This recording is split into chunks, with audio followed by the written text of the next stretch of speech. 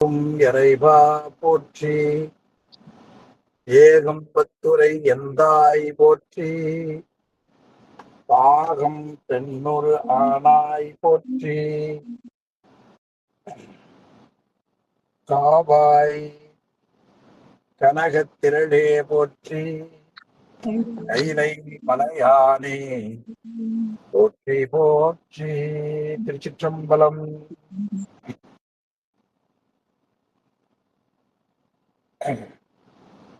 திருச்சிற்றம்பலம். அடியார் பெருமக்களுக்கு வணக்கம். பூமன்ன நான் முகத்தோன் புத்தேளிர் ஆங்கவர்கோன் மாமன்ன சோதி மணிமாகன் நாமன்னும் வேதம் வேதாந்தம் விளக்கம் செய்விந்துவுடன் நாதம் நாதாந்தம் நடுவே தம் போதத்தால் ஆமளவும் தேட அளவிருந்த அப்பாலை சேம ஒளி எவரும் தேரும் வகை சேம ஒளி எவரும் தேரும் வகை மாமணி சூழ் மன்றுள் நிறைந்து பிறவி வழக்கருக்க நின்ற நிறுத்த நிலை போற்றி.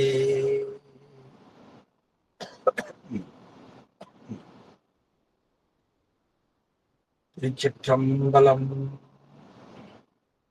அடியார் பெருமக்களுக்கு வணக்கம். எல்லாம் வல்ல சிவகாமி அம்மை உடனாகிய அம்பலவான பெருமானது திருவருட் பெருங்கருணையினாலும் அருபான்மை நாயன்மார்களது ஒருவரினாலும் பேரூர் மணிவாசகர் அருட்பணி மன்ற அறக்கட்டளை நடத்துகின்ற சைவ பாட வகுப்பில் செம்பொற்சோதி என்ற குழுவிலே இருந்து மெய்கண்ட சாஸ்திரங்கள் சிலவற்றை சிந்திக்கக்கூடிய மிகப்பெரிய சிவபுண்ணியத்தை நாம் பெற்றிருக்கிறோம். அந்த புண்ணியத்தை அருள் செய்த திருவருளையும் குருவருளையும் போற்றி கேட்டு சிவபுண்ணியம் பெறுகிற தொண்டர்களின் திருவடிகளையும் சிறமேல் கொண்டு மனம் மொழி மெய்களாலே வணங்கி மகிழ்கிறேன். அன்பர்களே, மெய்கண்ட சாஸ்திரங்களில் 8 நூல்களை செய்தவர் உமாபதி சிவாச்சாரியார். அந்த உமாபதி சிவாச்சாரியார் அருளி செய்த நூல்கள்ல ஒன்று போற்றி பகரொடை என்ற நூல். அந்த போற்றி பகரொடை என்ற நூலிலே நாம் இறைவனுடைய கருணையினாலே அதை தொடர்ந்து இறைவனே குருநாகராக வந்து நமக்கு அருள் செய்த பொழுதும் நாம் உணராமல் பிறகு சமயம் முதல் விசேடம் ஆகியவைகளை நமக்கு காட்டி அதன் மூலமாக இறைவன் நமக்கு அருள் செய்ய வந்தான். அப்படி வந்து அருள் செய்தவரை 14 போற்றியை 12 போற்றிகளை நாம் சிந்தித்தோம். ரொம்ப நல்ல பகுதி. அதுல நாம் கடைசியாக சிந்தித்த போற்றி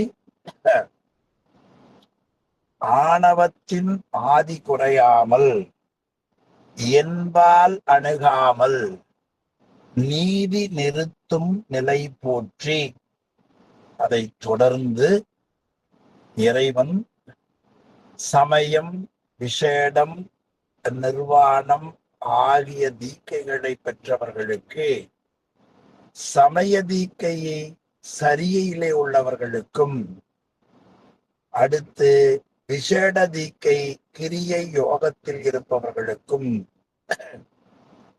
அடுத்து நிர்வாண தீக்கை என்றும் சொல்லப்படும்.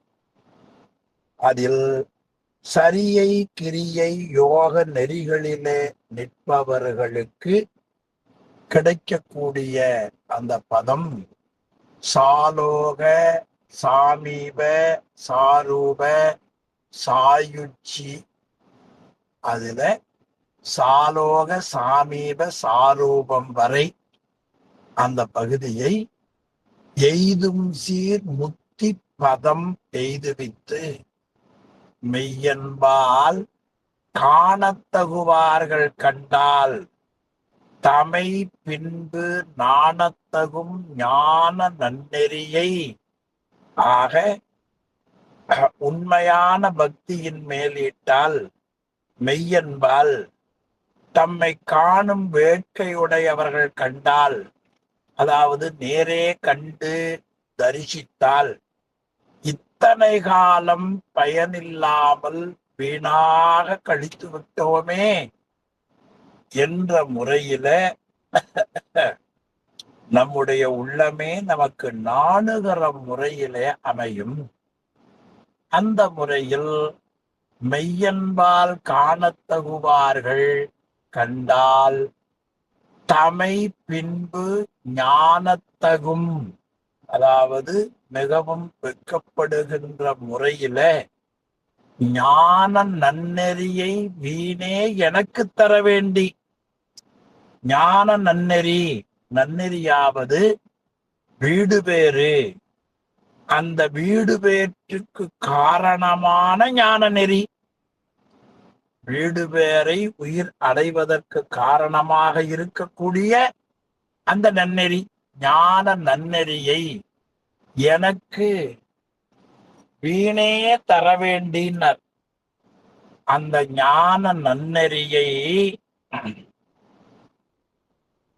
வீணே எனக்கு தர வேண்டி, எந்த விதமான தகுதியும் இல்லாத நிலையில அந்த ஞான நன்னெறியை இறைவன் எனக்கு தர எண்ணினான். அப்போ எனக்கு என்ற சொல் மிகவும் இழிவாக காட்டியிருக்கிறார். வீடு பேறு அடைவதற்கு தேவையான எந்த விதமான தகுதி இல்லாத அடியேனுக்கு இறைவன் என்ன செய்தான்? எனக்கு தர வேண்டி.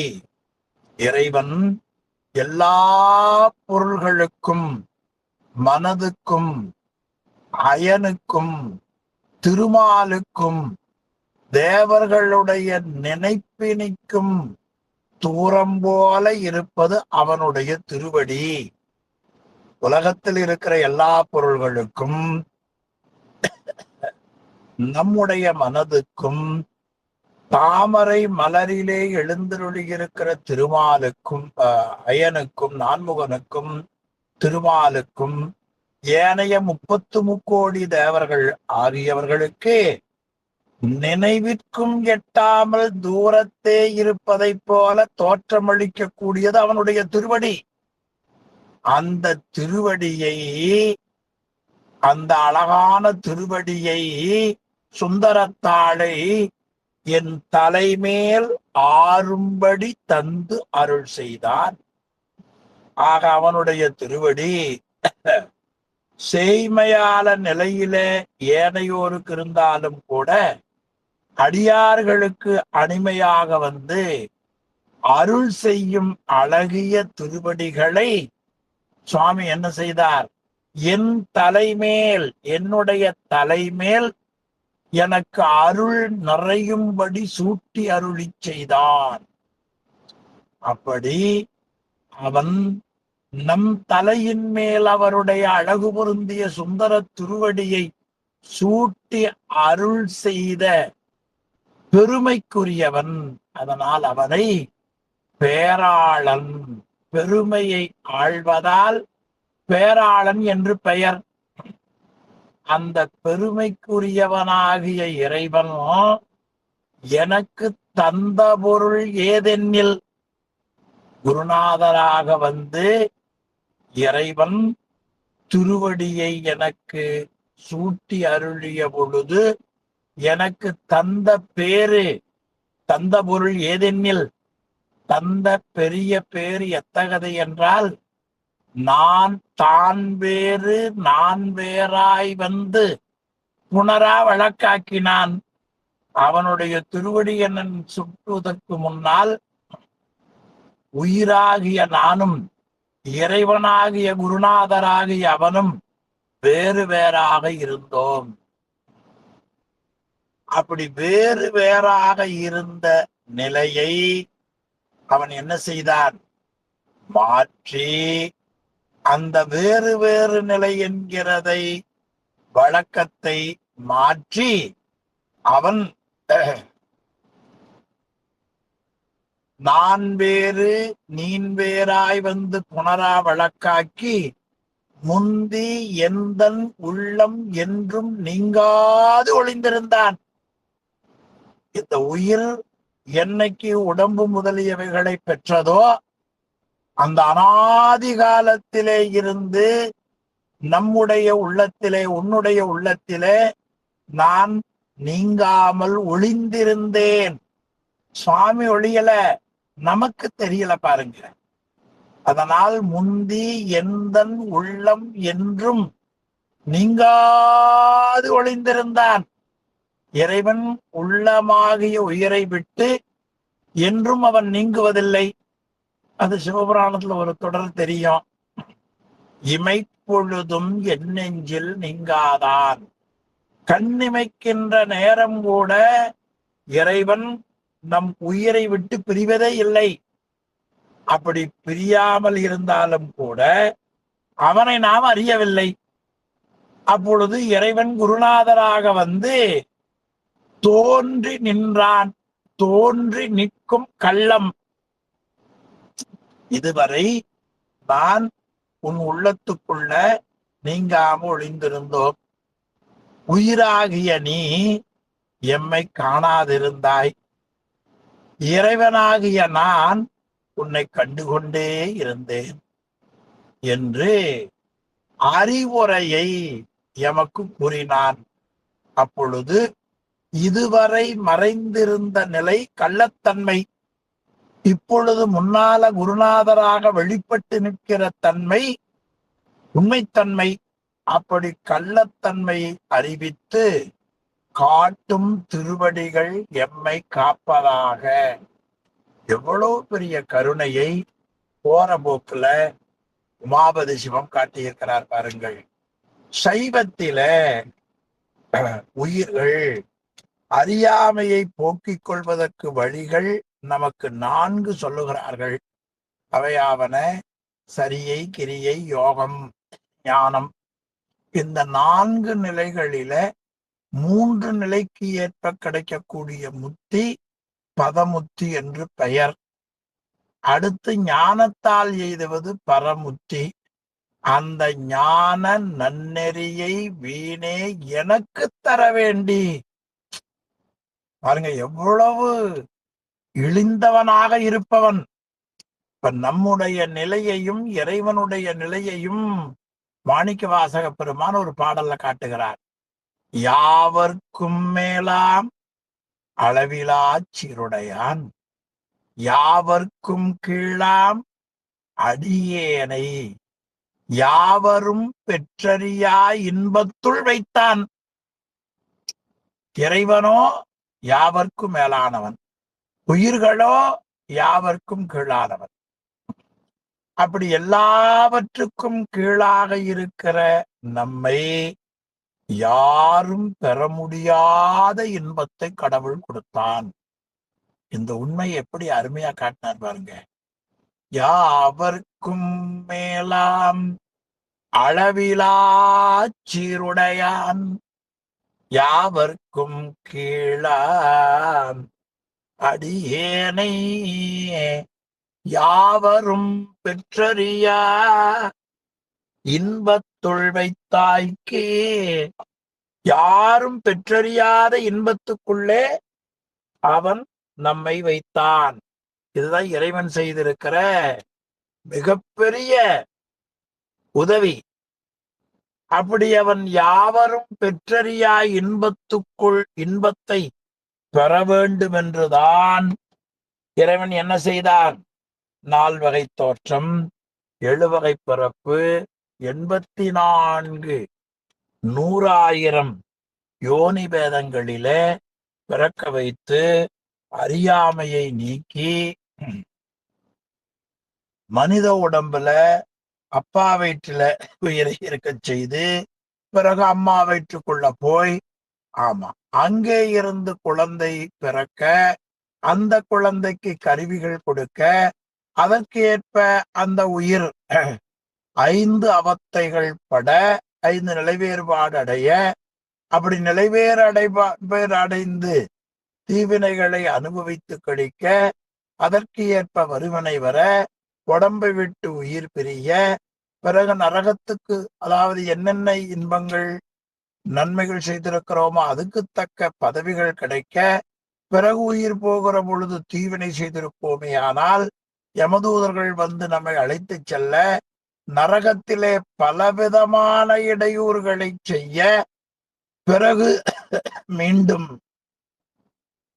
பிறப்பை கொடுக்க அதன் பிறகு அந்த இறைவன் குருநாதராக வந்த பொழுது விஞ்ஞானகலருக்கு ஒருமலமுடைய விஞ்ஞானகலருக்கு உள்நின்றுணர்த்தியும் இருமலமுடைய பிரளயாகலருக்கு தன் வடிவத்தை முன்னிறுத்தி காட்டியும் மும்மலமுடைய சகலருக்கு தன்னுடைய வடிவத்தை மறைத்து கொண்டு மானுட சட்டை தாங்கி குருநாதராக வந்து அவன் அருள் செய்த அந்த கருணை திறமும் அப்படி அந்த அருள் செய்த நிலையை பெற்ற முடியாத பொழுது 6 சமய பொருளும் உணர்த்தி அவற்றின் பேரின்மை நமக்கு பேராக்கி சமயம் முதல் அபிடேகம் வரை நமக்கெல்லாம் அருள் செய்து அதிலே சரியை கிரியை யோக நெறியில் நிற்பவர்களுக்கேற்ப சாலோக சாமீப சாரூப நிலைகளை எல்லாம் கொடுத்து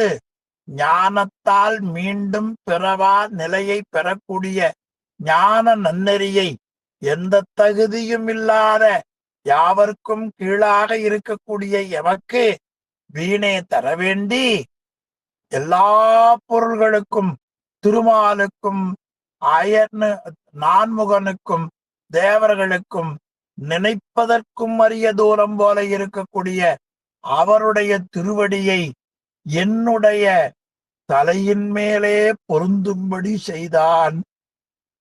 அப்படி செய்த பேராளன் எனக்கு தந்த பொருள் ஏதென்றால், நான் வேறு நீ வேறனாதாக இருந்தோம். அந்த நிலையை மாற்றி என்னிடத்தில் வந்து இதுவரை நான் உயிருக்குள்ளே இருந்தேன், நான் உன்னை கண்டு கொண்டிருந்தேன், நீதான் என்னை காணவில்லை, இதுவரை நான் உள்ளத்துல ஒளிந்து இருந்தேன், இப்பொழுது உனக்கு பக்குவம் வந்த பொழுது உனக்கு முன்னாலே நான் தோன்றி நிற்கின்றேன் என்று கள்ளம் இன்று காட்டும் கழல் போற்றி என்று இந்த அருமையான பகுதி, இந்த 13வது பாடல். அதில சரியை கிரியை யோகம், அது உபாய சரியை கிரியை யோகம் ஞானம், உண்மை சரியை கிரியை யோகம் ஞானம். இதுல உபாய சரியை கிரியை யோகம் ஞானம் செய்தவர்களுக்கு இந்த உலகம், உண்மை சரியை கிரியை யோகம் செய்தவர்களுக்கு தான் பதமுத்தி. நல்லா ஞாபகம் வச்சுக்கணும். சரியை கிரியை யோகம் ஞானம் என்பதில் இருந்தாலும் கூட, சரியை கிரியை யோகம் ஞானம் என்று இருந்தாலும் கூட, அது உபாயில 4 உண்மையில 4 என்று காட்டினார். இப்ப இந்த சாலோக சாமீப சாரூப யாருக்கு கிடைக்கும்? உபாயச்சரியை கிரியை யோகத்தில இருப்பவர்களுக்கு இல்லை, உண்மை சரியை கிரியை யோகத்தில இருப்பவர்களுக்குத்தான் பதமுத்தி. இந்த விரிவை சிவஞான போத 8ஆம் நூற்பாவுல பார்க்க இருக்கிறோம். நம்முடைய உரையாசிரியர் முதுபெரும்புலவர் ஐயா அவர்கள் 51வது பக்கம் 2வது பத்தியில அந்த கணிப்பை காட்டி இருக்கிறார். மேதக்கோர் செய்யும் சரியை திகழ் கிரியை யோகத்தால். மேதக்கோர் சரியா காட்டினீங்க. இங்கே சரியை கிரியை யோகம் என்பது உபாய சரியை கிரியை யோகம் அல்ல, உண்மை சரியை கிரியை யோகம் செய்தவர்களுக்கு பதமுத்தி, அது மீண்டு வரக்கூடிய நிலை. பரமுத்தி என்பது மீண்டும் வாராத நிலை. இது விரிவ சிவஞான போதம் 8ஆம் நூற்பாவில நாம் இன்னும் அடுத்தடுத்த நூல்களுக்கு படிக்க இருக்கிறோம். அப்படி அந்த நிலையை கொடுத்து மெய்யன்பு, ரொம்ப அருமையான பகுதிங்க. உண்மையான பக்தியினர், உண்மையான பக்தி சிறுத்தொண்ட நாயனாருக்கு இருந்தது, இளையான்குடி மாற நாயனாருக்கு இருந்தது, இல்லையா, அமர்நீதி நாயனாருக்கு இருந்தது. 63 நாயன்மார்களுக்கு இருந்த பக்தி உண்மையான பக்தி.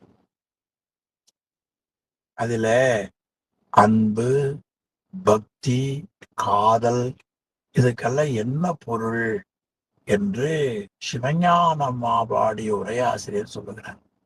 அன்பென்றாலும்